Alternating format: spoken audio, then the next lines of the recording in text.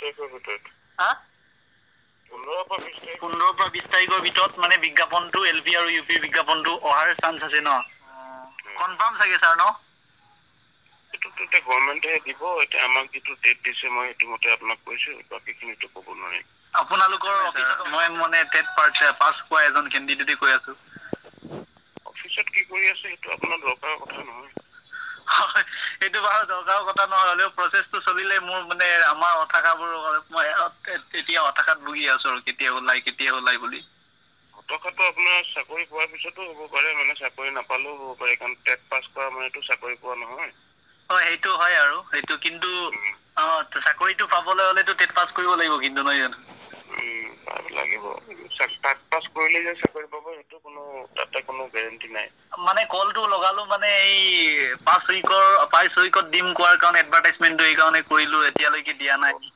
10টা মানুহৰ 10টা আপোনাৰ প্ৰব্লেম থাকেতো আপোনালোকৰ ভিতৰতে 10টা মানুহে কেছ চেছ কৰি পেলাই বহুতখিনি জটিলতা আনিছেতো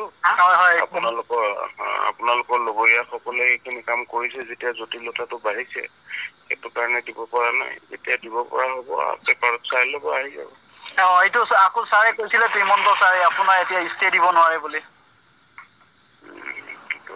সেইটো পিছৰ কথা আপোনালোকৰতো জটিলতাবোৰ আপোনালোকে বঢ়াইছেতো আমাৰ মানুহে বঢ়াইছে বাৰু কিন্তু মই বঢ়োৱা নাই আৰু কিন্তু আমাৰ গ্ৰুপৰ মানুহে বঢ়াইছে চাগে আৰু স্যাৰ আমি আছামিজ লেংগুৱেজ থাকি আমি অসমৰ বাসিন্দা হৈ আমি সিটেট পাছ কৰিলে পাবলৈ যোগ্যতা নথকা নিচিনা হৈ যাব নেকি সিটেটটো এনেটো হেৰি নহয় ষ্টেটত নহয় সেইটো গম পাইছো মানে কিন্তু 12 চনৰ পৰা যে দি আহিছে সেইটো কথাটো আমি প্ৰতিবাৰে যেতিয়া দিছে 12 চনৰ পৰা দিছে কাৰণ আপোনাৰ 12 পৰা 18 লৈকে টেট নহল নহয় অসমত হয় নহয় এইটো হলেতো এনচিটি গাইডলাইনৰ মতে আপোনাৰ 20তো আগতো হ'ব লাগে তেতিয়াহে এইটো 20তো পাতিবলৈ এতিয়াও টাইম আছে পাতিব পাৰে টেটটোতো আমি নাপালো না হয় যিহেতু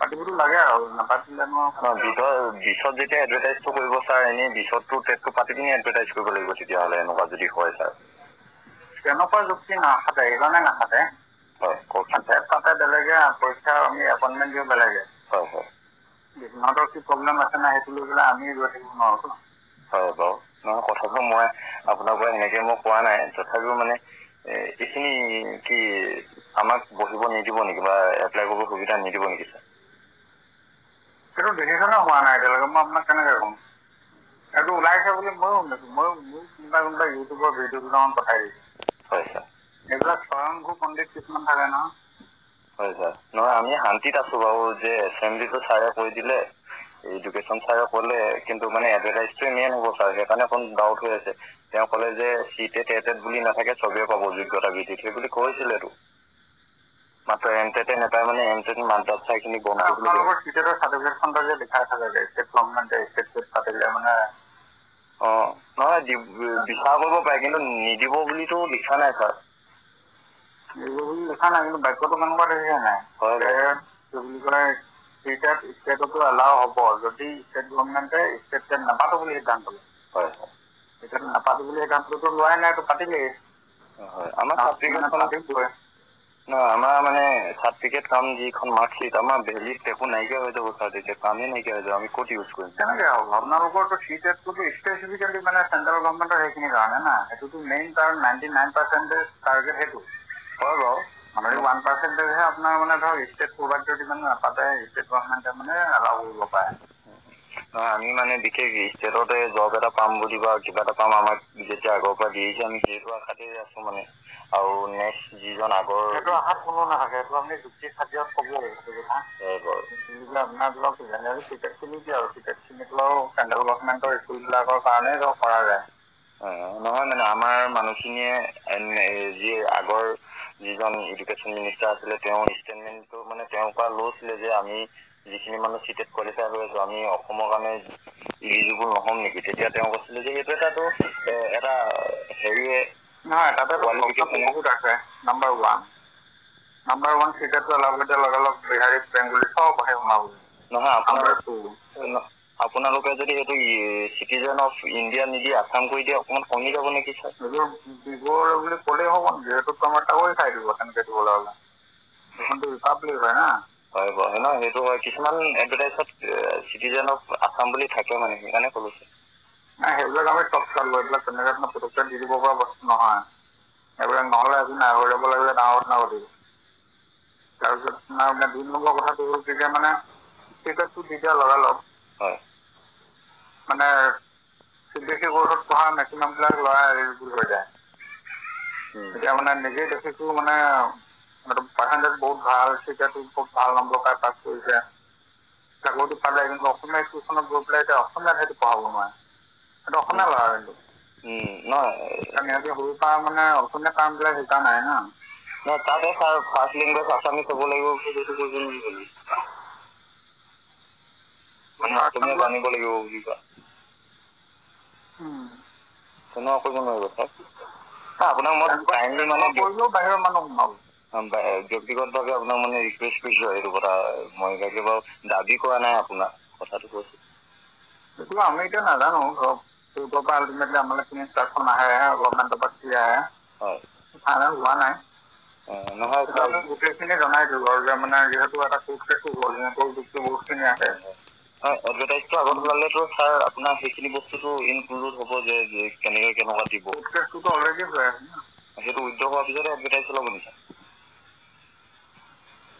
নাই আমি চাই লওঁ, আমি ধৰক কোৰ্টক আমি দি থৈছোঁ, কোৰ্টৰ পৰা ঘূৰিটো আহিলে আমি এডভাৰটাইজ দি দিম। হয় হয়। কোৰ্টৰ পৰা যিটো ভিউ আহে, আমি ধৰি ল'ম যে এই কোৰ্ট কেছ যিটো চলি আছে সেইটোতো আল্টিমেটলি সেইটোৱে হ'ব। হয় হয়। তথাপিতো মোৰ পিনৰ পৰা মানে আমাৰ ষ্টেট পাৰ্টিৰ পিনৰ পৰা আপোনাৰ এটা ৰিকুৱেষ্ট থাকিল আৰু দেই ছাৰ। ৰিকুৱেষ্টৰ একো নচলে, সেইটো আল্টিমেটলি ধৰক বস্তুটো চাই কৰা হ'ব। কাৰণ চিটেটৰ এগেইনষ্টটো চিটেট যদি এইবাৰ এলাউ কৰোঁ, মিনিমাম 10টা কোৰ্ট কেছ হ'ব, সেইটো মানে একদম 100%। নহয় মানে আল্টিমেটলি এপইণ্টমেণ্টটো হেং হৈ থাকিব। এইবাৰ জবটো পালোহেঁতেন ছাৰ, আপোনাৰ মানে ডিষ্ট্ৰিক্ট অনলি 1 ডিষ্ট্ৰিক্ট দিয়াৰ কাৰণে বৰ বিপদত পৰি কিনি জবটো নাপালোঁ। নহ'বাতো মানে মোৰ তলৰ বহুত পাৰ্চেণ্টেজে পাই গ'ল, এইটোৱে দুখ লাগি আছে আৰু। এইটো ক'ব নোৱাৰো বাৰু, এইটো চাওক বাৰ্তাও নহ'লে আমাৰ এতিয়াতো কি ডিচিশ্যন আহে, ডিচিশ্যনটোতো মই আপোনাক জনাব নোৱাৰোঁ বা সুবিধা নাপাম জনাবলৈ। আপুনি হেৰিয়াতে গম পাব আৰু। পজিটিভ আহিব বুলি আপুনি ভাবেনে বাৰু এইটোত? মইতো নিগেটিভেই দেখিছোঁ। কি আহে নাজানো। হয়। তাকে কি হ'ব ছাৰ, বৰ টেনশ্যনত ভুগি আছোঁ এতিয়া।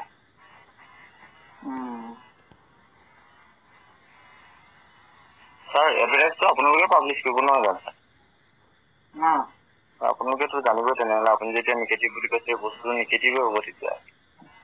সেইটো বুলি কথা নাই, মোৰ কথাৰ ওপৰততো গভৰ্ণমেণ্টখন নচলে ন। নহয় আল্টিমেটলি আপুনি কথাবোৰ এনেই গম পাবতো এনেকুৱা হ'ব। আমাৰ ব্যৱস্থাটো কি হ'ব? আমি কেনেবাকৈ এপ্লাই কৰা সুবিধাটো আপুনি আমাক কৰি দিব আৰু। মই কৰিব পৰা বস্তু নহয় নহয়।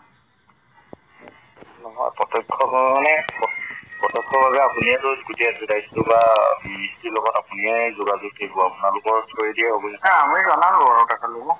হয়। আমি জনালো, জনোৱাৰ পিছত এতিয়া ধৰক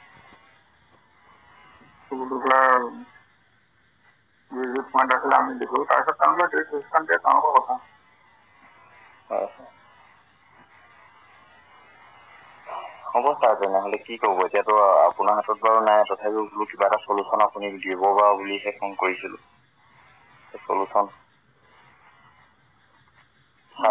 বাট চাব লাগিব, এইটো উপায় নাই আৰু। ডিচিশ্যন এইটো হোৱা নাই। হয়। এডভাৰটাইজটোতো ওলাই যাব নিশ্চয় এই সপ্তাহতে। হ'ব পাৰে, কাম বাকী আছে আৰু এই কমেণ্ট সেইটো ডিচিশ্যন আহিবলৈ আছে। হয়। ঠিক আছে ছাৰ, বেয়া নাপাব আপোনাক ইমানখিনি কথা সুধিলোঁ।